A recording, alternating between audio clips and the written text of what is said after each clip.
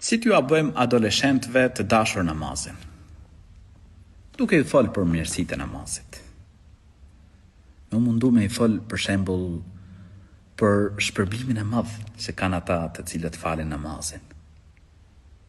Është shkak me hyrje në xhenet. Është lidhje me Allahun e lartësuar.